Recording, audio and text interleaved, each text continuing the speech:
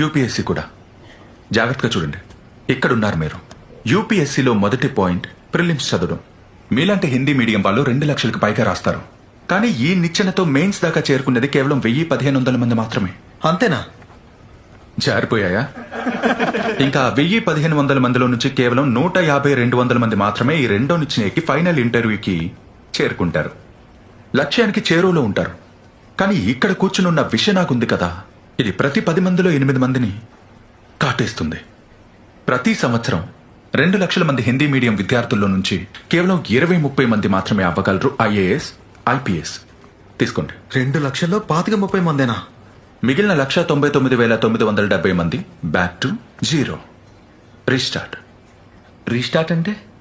ఇది వైకుంఠపాలి ఆట కదా బాబు. So restart.